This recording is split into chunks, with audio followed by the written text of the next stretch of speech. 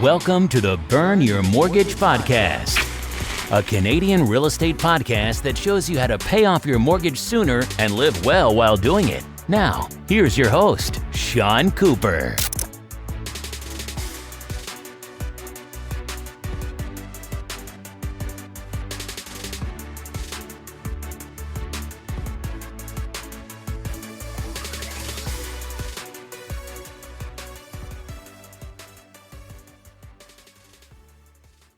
Welcome to the Burn Your Mortgage Podcast. I'm Sean Cooper, and it's great to be back for another episode.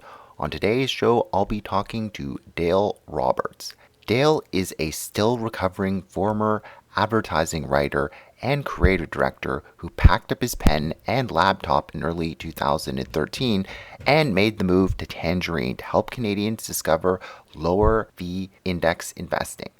While at Tangerine, he discovered his love of helping Canadians save money on investment fees, so he left his full-time job to start his own blog to show Canadians how easy it can be to take control of your investments and live better financial lives.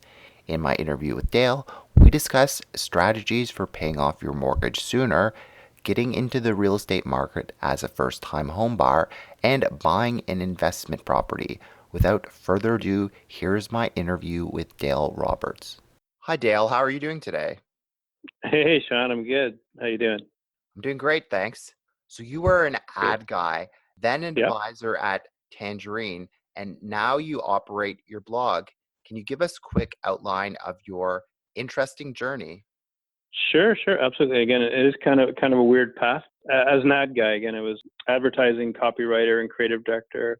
My initial dream job, where I would write TV commercials, radio commercials, billboards, do online stuff as well. And it was a really, really cool way to make a living for sure. And had a reasonably, pretty successful career, winning, Canadian international awards. So it was all good and fun. Great, really blessed. It was a great way, fun way to meet a lot of creative people. It was awesome. Make good money too. It's a high paying industry. So that part was good. Hard to break into. It was awesome. But, through the whole thing, though, I was always obsessed with money. So essentially always talking to people about money and even indexing. I got into that, really, really, really early. But people just don't care, as we know, right? Too much about money. So always said that if anybody would ever pay me to talk about money all day, I would certainly jump at it. So I had a 27-year ad career, and at age 50, started a new career, and I moved to Tangerine as an investment advisor there. They have, as you know, the first robo-advisor, and they have their low-fee index-based portfolio. So I worked on that for 5.5 years. Also, it was pretty energetic, and moved on to the trainer as well. So I would train the new hires and do a lot of existing training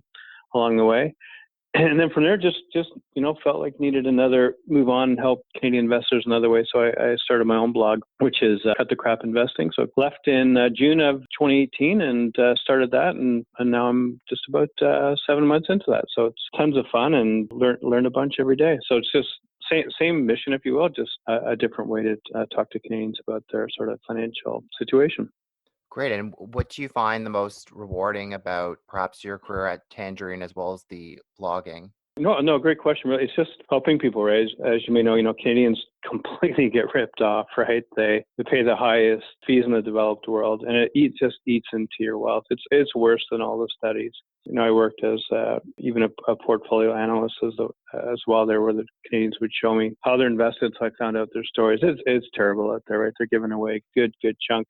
So really, just being able to get people out of that and get them to turn the corner and take charge of their own personal financial situation, whether it was at Tangerine or elsewhere. Again, we really didn't care, right? We just wanted to see them get out of the crap. And same thing now. I help people in a different way. But when I get those stories are coming back and people say, yeah, I'm going to make the move, and just help them maybe cut their fees by 50, 60, 70, 80, even 90% or more, and just see that when you do that, it's life changing, right? So I always said that even at Tangerine, it was all on the phone, but you could have a even a 30, 40 minute, hour conversation with someone, and that you've changed their life, that you've set them on that path, and that part that part's really, really rewarding, and I still do that today. Wow, that's great to hear. Yeah, it certainly sounds like something that would motivate you to get out of bed every single day. On the topic of real estate, can you tell us about your real estate and mortgage journey and history over the years? Absolutely. And and it's been a big part, right? Like I won't always talk about it as much. Again, my site largely based on investing and personal finance principles, but real estate's been a huge part of it. And the backdrop to that really is, I guess story is an interesting one that I've always had a bit of an entrepreneurial bent as well. I left sort of full-time employment in the ad industry and hooked up with a few folks and started a business. And actually one guy stole all the money and I got wiped out at 30. Oh my goodness. So yeah, like completely to zero. I actually had to liquidate my RSPs to the point where I couldn't even pay my rent. Yikes. So I essentially started over at 30, and that's when I had met my wife, and just all sort of new beginnings. And from there, and we saved up a little bit, bought our first house maybe about 3 years later, and from there, that really was a big part of building that net worth, where we paid off. It didn't pay off completely, not like you. You probably would have. We nearly paid off our house in about the first 4 years or so, 4 or 5 years, right?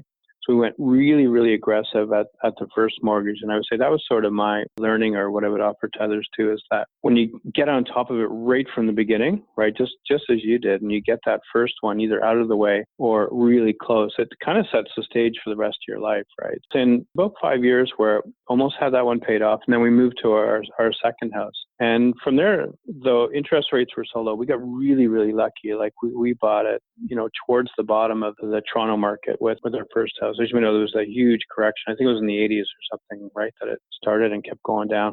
So we bought our first house, not completely at the bottom, but near it. But it just put us in such a great position. And I think, I don't even mind sharing the numbers. I think like our first house, we bought it like around 199 and sold it at about 250. So not huge, right? Not some of the big gains that you see in Toronto lately. But there, that was all almost entirely pure equity. We went to the second house and bought it, I think at about 349. We bought it in the Rouge area in Toronto, nice area on the beaches area by very eastern point of the city towards Pickering on the Rouge Valley, the actual national park. I think we bought that around like 349, and that's when housing prices just went absolutely crazy.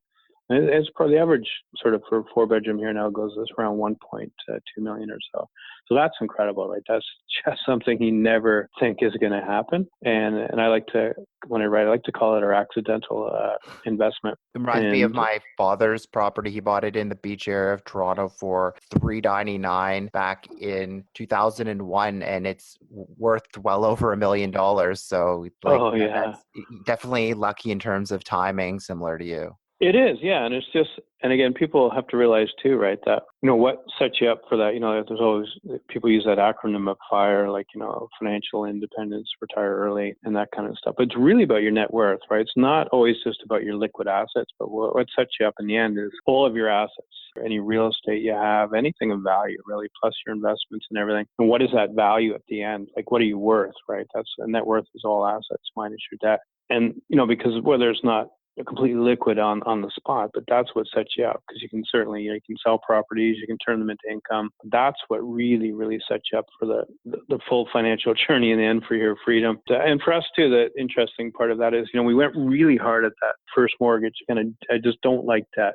Like, I know you're in that same vein too, just don't like it. We've paid off our cars and stuff like that too. We just don't carry debt. And, but we didn't go aggressively at the second mortgage, because there really was no reason for it, because interest rates were so low. I think we were using a floating rate, and it's probably ridiculous, like around like 2.3 or 2.4%. And at that point, you can earn more from investments, right? And that's a bit of learning there too, is if you can make more from your investments, and typically if you have a good solid investment plan, you can, potentially earn like 6, 7, 8, 9, even 10% per year, which is well beyond your interest rate, right? So at that point, it really does make more sense to direct the extra monies that you have, at your investments, not necessarily your mortgage. Now, we did the biweekly payments and such, but we hardly ever accelerated it, because there was just no need to pay it off, because the interest rate was so low, and it wasn't a big mortgage either, right? Do you make lump sum payments on your mortgage? Like, what was your strategy exactly in terms of paying it off? Yeah, you know what? In all honesty, we just kind of, I think we maybe made a couple really small ones, but it was basically just let it sit there and just chunk away at it. From there, because we had not a lot in the investment camp, if you will, right? We had, again, with me, being wiped out at 30, we essentially just saved what we could to get to our house, our first one, and not have to pay the insurance. Yeah, we didn't want that. So we just made sure we got the amount and put it down. And, but on the second one, no, we didn't do a lot. I think I can remember maybe making one small payment or two, sort of a little bit of pay down. There wasn't much there, so we just let it sit there. And I can remember too that for years and years having the principal sitting in a tax-free account where we could have gone and been mortgage-free, and would have been a simple thing to do, but we just didn't do it because it wasn't the actual amount that we were paying in interest wasn't very much, and we're continually moving monies to the investments, and we got lucky on that front. They did really, really well as well. So it really was. Yeah, it was a combo of mortgage and rebuilding that investment wealth, and quickly got the net worth. Well, it probably didn't take long even to get to $1 million, to tell you the truth, for net worth. Well, that's quite a remarkable story, and I'm glad to hear that you were able to recover from what happened in your 30s there. My next question for you is, do you think that most people should own a home? You know what? I think, yeah, if it's at all possible, I think they should. And the reason, I know the math, like, and you would know too, you see all the articles and writings on, hey, you can rent, and you probably, some will even say you'll end up further ahead, right? But the thing with that is you would have to apply the same discipline that you would to your mortgage that you would to investing. And most people won't do it, right? They'll think the money's liquid and available, and then, in any kind of emergency or sometimes even any kind of want, they'll go grab that money. But you can't do that with your house, right? Or your whatever property, condo, whatever it might be. It's for savings. It's for saving. It's forced discipline, right? And you don't worry about your house. We used to always say on the investment side too, when we're trying to get clients to exhibit good investor behaviors, do you check the value of your house every day? Why are you calling in saying your investment's down by $3,000? It's like, your house could be down, but do you check? No, they don't, right? They don't really care. They might see some stuff in the news about real estate values, but it's just that discipline, right? And so for that, I think, yeah, if you can at all, again, don't take on too much. Don't ever get yourself into a position where you can't afford it and you're going to get yourself in trouble, right? Like, you don't want to be in that position that we read about, that if someone says they lose their job and 3 months later they're going to lose their house, or they can't afford any kind of hardship, is going to derail them. But if you can comfortably do it at all, I'd say absolutely get that property to build your net worth. Yeah, because I've read articles that say, oh, you'd be better off in some cases renting and investing. But the thing is, most people, as you mentioned, don't have that discipline. So I think if, you ask yourself some questions like whether you're going to stay put in the same city for the next several years, and whether you have the financial discipline to put money aside for like emergency fund and to cover things like utility costs. If you have a stable job and all that, then I certainly think owning a house makes a lot of sense. But unfortunately, a lot of people don't have that discipline to invest their money. So if you have that, yeah, and you're right. There are good reasons why some won't, because again, they might be a little bit more transient. They're going from job to job here and there, so they won't, right? But yeah, if you're in a city that you love and a job that you love, and you think you're hanging around, absolutely do it. And I'd say get in as soon as you can too, right? It's like stock market values. You can't time the market, right? As I like to say, might as well pay your own mortgage than the landlord's mortgage.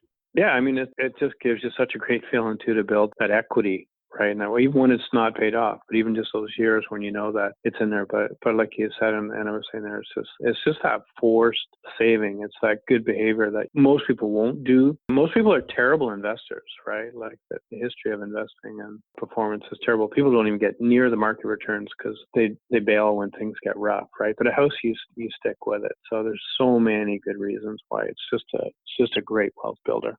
At least with houses, if you hear that house prices dropped like 5-10%, I don't think people are going to go, oh no, I'm going to sell my house tomorrow because house prices have gone down. But, maybe with investments, they might do that. So at least it's a bit different with houses. Yeah, people just don't do that, right? Whereas, and that's great. That's a great point. It's sort of the irony of it. It's like, people will sell their investments because they're down 10%, but they would never sell their house, right? So that's a great sort of analogy there. As you were mentioning earlier, house prices in certain markets like Toronto have gone up quite a lot in the last several years. I mean, being a homeowner during that time and getting in when prices were low is definitely a nice feeling to have that high net worth on paper. But for millennials and younger folks trying to get into the market, it's probably not so nice. So Do you have any advice, Mm-hmm. Dale, for millennials trying to get into the real estate market right now? I just say get in when you can get in, right? As soon as you can make it happen. And once you say, again, you have to do all that stuff, like have your emergency fund. You got to make sure you paid down any debt or high interest debt. You got to have your house in order first. But as soon as you can do it, I would say get in. Like, even if it's not the place you thought that, you wanted, this amount of house or this amount of condo, because you just don't know. Like, Toronto's a market, and Vancouver's a market. Montreal, some of these cities have exponential growth rates, if you will, in the prices of the properties, and it actually outstrips investing returns. So you can't catch up. Right, it's not like you're saying, "Oh, I'm going to just keep investing and eventually I'll get there." It's like, no, the price of the homes are actually outstripping the growth rate that you can get from investments. So as soon as you can get in, and even if you have to drop your expectations, is to get in, and at least you're in somewhere where that's going to start building equity. And again, then you can do that jump, right? Like our first home, for the time that, $199 for a house was quite modest, but that's what we did to get in. Again, everything has to be within reasonable bounds so you can afford it. But unless you know your savings rate and is really, really high, and you can compound it a bit with investments, but you're probably not going to catch up, right? Again, I would just think get in when you can get in.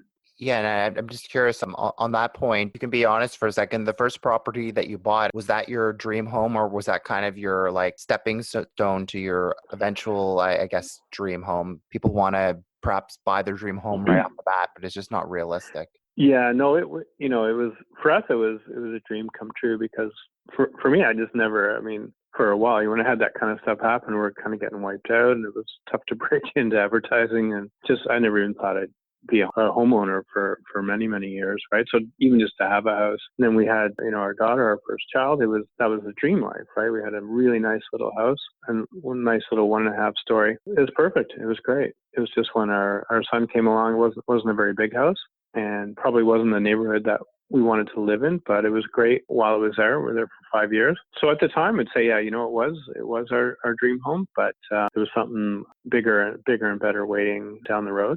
We drive down that house or buy that house every now and then, and we love it. We wish we'd kept it, actually, for like a rental property. It was a really gorgeous, cute little house, and did some work on it as well. So, but no, we like both of them. They're both kind of a dream come true, if you will. Great. We touched on this earlier, but I just wanted to get your take on using spare cash flow for mortgage payment acceleration versus investing. I mean, for somebody like myself who's risk averse, I decided to pay down my mortgage even though rates were low. I kind of saw it as rates are low today, but they might be higher in the future. But Mm-hmm. yeah, could you just give me a bit more of your take on that and some considerations people might make when deciding whether to pay down their mortgage sooner versus investing? Yeah, I think, obviously you want to have a certain amount of monies that are liquid, right? That's that emergency fund and such. From there, I think you nailed a big part of it, though. Really comes down to what you're comfortable with, right? Like, they're both big wealth builders for sure. But the one thing I would say, though, like, when if you have any decent income or generous income, if you think about putting money into an RSP, you get that almost instant return, right? As you can get that tax return at your, typically towards your marginal tax rate, whether it be 20, 30, 40%. That doesn't always get factored into the equation, right? So when you figure that amount, that's a pretty massive guaranteed return, and sometimes tax-free, right?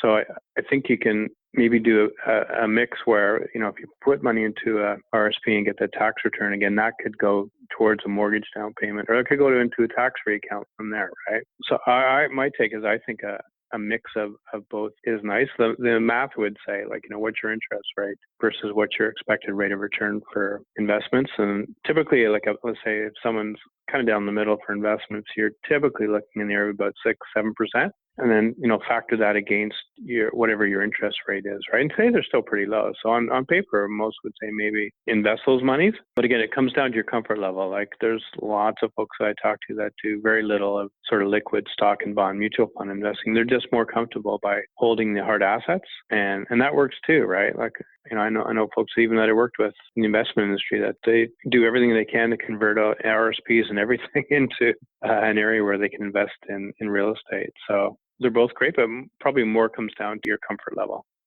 And as you mentioned, you can kind of have your cake and eat it too. If you decide to contribute to your RSP, you could use the refund to pay down your mortgage sooner. So, Hmm. you don't have to Hmm. necessarily choose one or the other. You could have the best of both worlds if you did it that way. Yeah, but always put this on my site, and it was a main point when I was an advisor. It's just you have to understand the risk of investing, right? And you have to understand your risk tolerance levels. So, and that means like, can you stand to watch your money go down by 10%, 20%, 30%, 40%? You have to know that, but you can build your portfolio so that it would typically potentially only go down by that range. Like you can dial in the risk level. So again, it's really important to know your risk level and then create your portfolio that matches your risk tolerance level as well. So that's the thing that people always think, oh, I need to take on a high risk portfolio, but you don't. You can have a nice, balanced portfolio or even balanced income, which has, lots of bonds in it, and create a portfolio that only, even a major correction might only go down by 10 or 15% or so. Great advice. Earlier, we had talked about this a bit, but do you have any plans to purchase an investment property? I know you said that you wish you had held on to the first property as Yeah. one, but any plans in the future to purchase an investment or rental property? You know what? We're actually, I wouldn't say being forced upon us, but we're thinking about my daughter goes to school down east and just finishing up her undergrad from PI and then moving to Halifax where she'll apply for her graduate studies. For her, she has to pay rent anyway. That the math makes sense where if she's going to be spending 7, 8, $900 a month anyway to go get a property if she finds two roommates, that it can actually be cash flow positive. So we are actually looking at that right now. It's part that, the investment, I really don't want the hassle to tell you the truth, but a part of it is really we just want to make sure that our daughter's set up in a good place, right? And see if we get used to it. But I think when you look at it, it seems like properties for university towns seems to be kind of the easiest way to make money from rental because there's just a stream of more students coming in each year and you can carve up the house how you like and talk to lots of folks that make the student rental property quite profitable. So I wouldn't be surprised if we do that within the next year or so. And after your daughter finishes school and she's no longer living at the property, what would you do with the property? Would you still hold on to it after that? Yeah, I guess we'll just see how things went, right? If we go that route, that if it's not too much hassle and not too much work, because that's a big part of it too, right? I don't want that stress of. I find even looking after one home is quite a bit, right? So if we have two, and actually we have other properties that are probably will come our way as well, right? From inheritance and such. So all of a sudden you could find yourself with 2, 3, 4 properties, and that in itself looks like it could be a full-time job, right? And then how much free time do you have from there? So like everybody, everything's could change like year by year. And everything is so fluid, right? So I think we would probably look at the time and see what the value of the property is too, right? It goes up quite a bit. Once again, it's a lot easier to stick that in investment, and you can invest in real estate as well, right? With which are REITs, real estate investment trusts, where it's more commercial properties or all commercial properties, and those returns are very good and actually typically greater than housing value increases. So you can just enter a couple of tickers. And all of a sudden, you're owning lots of like retirement homes and apartment buildings, and mall space, all that kind of stuff. So you can invest on the commercial side as well without any of that sort of hassle. That's a great point. Now, you mentioned earlier that you almost reached mortgage freedom, but could you tell us what's the best part of being mortgage free? Yeah, and we are. Yeah, as of last year, we were. Oh, Um, congratulations. I guess thanks. And it wasn't soon after reading your book actually, because I remember winning a copy of that at Tangerine, and it's a great read, of course. Did you have a mortgage And burning party? no, that's the thing, right? That's what I was going to say, right? Like even it was with Scotia, and they sent us like a little package and some confetti and stuff. Oh, that's so cool. And even after reading your book, I was like, yeah, we did. You know what? To tell you the truth, Sean, it was kind of like surprisingly kind of ho-hum. It just like, in all honesty, this is terrible. We didn't even go for dinner. We didn't do anything. We just kind of like, oh, that's cool. It was just kind of, it just felt like it's something you're supposed to do, right? It's nice not having those payments coming out of your bank account, I guess. Yeah, and that part's really good, right? But even to tell you the truth, it was really underwhelming. I guess because it's coming and you see it happening, it's going to happen. To tell you the truth, it probably from the time we did, it probably feels a little bit better now. I think after you have those months or a year or more or whatever of not having that mortgage payment come out, that it's sort of like that cumulative feel of not having needing that cash flow, that feels better than the actual day, to tell you the truth, which is kind of weird. Well, it's funny. It took me 3 years and 2 months to pay it off, and it's been 3 years and 2 months since I've Hmm. paid it off. I paid it off in September 2015, and yeah, I Yeah. mean, I wanted to pay it off super quickly, so it's quite a big occasion. But yeah, I certainly don't miss those mortgage payments coming out of my bank account. And me personally, I mean, the Oh best no. part about not having those mortgage payments is just being able to focus on other goals, whether it's saving for retirement Absolutely. or Yep. traveling. And I guess my final question for you is, with that cash flow that you were putting towards your mortgage payments, have you redirected it towards another financial goal like your RSP, TFSA, or traveling, or how have you made use of that extra cash flow? No, good point. Actually, that kind of led to, I guess, my financial freedom, if you will, right, in some way. So I probably wouldn't have, again, I left Tangerine in June and started my new venture. Probably wouldn't have done that if we had the mortgage, right, or even if we had car payments and stuff like that. It just freed up that ability, not to retire, because my portfolio wasn't retire ready, but it allowed me that space to go take on a new venture, right, and that's pretty large too, right? If you figure that the house, the mortgage part, the net worth, that's a big part of that. For me, what was my sort of form of financial freedom or firelight, if you will, right? So yeah, it just freed up the ability to go do something else. And 7 months later, like, things are really, really starting to pick up. I get to do what I want. When I left Tangerine, my first home office actually set up on a beach house in Prince Edward Island, where my daughter goes to school. And that was just so cool, right? I left, and 2 weeks later, I actually launched my site from Brackley Beach in Prince Edward Island, and I've been back again. Took my mom there about a month ago. So yeah, it just enabled all that financial sort of that freedom, if you will. Now I still have to make half a living, but things are already picking up, and lots of different ways to write for other people. My site is starting to make a little bit of money, but that's not the goal of it. It's to more help Canadians. But again, I wouldn't have been able to do that without being mortgage free. That's great. That's great to hear that you're enjoying your financial freedom. And certainly everyone's financial freedom is different, but if you have that vision, it can kind of Hmm. Hmm. motivate you to work hard towards it. And it sounds like, you're enjoying the financial freedom that you've attained. So congratulations. No, yeah, no, I love it. I think you have to do something that you love, right? For a job, and I've been fortunate that, always had that a creative bent, so to be able to be a writer and on the advertising side, and follow another passion from investing, and then kind of bring them together as a writer and still investor on the blogging side. It's fun to be able to do what you want. Well, Dale, it's been great having you on the podcast today. Before I let you go, is there anything of interest that you're working on that you'd like to share with our listeners? Yeah, no, really, just the same thing. Like, I, do a lot of writing on, again, cutthecrapinvesting.com. Most people want to manage portfolios, so I'll write on the robo-advisors, which is a great option. ETF model portfolio, so people who want to self-direct, by way of exchange-traded funds, one of the cheaper ways to invest. And happy to help people for free. I just work for karma, right? I'm just happy to. I get a big kick of helping people, fire their high fee funds, and sometimes poor advice that they get. And some people like just buying individual stocks. Like, that's what I do as well too, right? Like, I'm sort of into all the styles of investing and have experience in all. But no, it's good every day to just get up, right? Do what I want. I work hard, but again, it's not work. Well, great. Thanks very much for being on the podcast. Thanks, Sean. Always a pleasure to chat with you. Thanks for listening to another episode of the Burn Your Mortgage podcast. Besides being a podcast host and money coach, I'm also a licensed mortgage broker. If you or anyone you know, family, friends, coworkers, or neighbors could ever use any unbiased mortgage advice or a second opinion, feel free to reach out. You can reach me by email at seancooperwriter@gmail.com, or you can call or text me at 647-867-3711.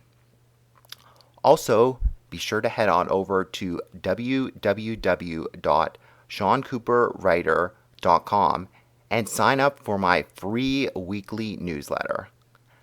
As a small token of my appreciation, you'll be able to download my ultimate mortgage checklist on choosing the perfect mortgage. You can also sign up for a free one-on-one 15-minute money coaching consultation with yours truly. I look forward to hearing from you and helping you burn your mortgage sooner too. Once again, thanks for listening. You've been listening to the Burn Your Mortgage podcast. Don't forget to subscribe on iTunes and leave a rating. Until next time, happy mortgage burning.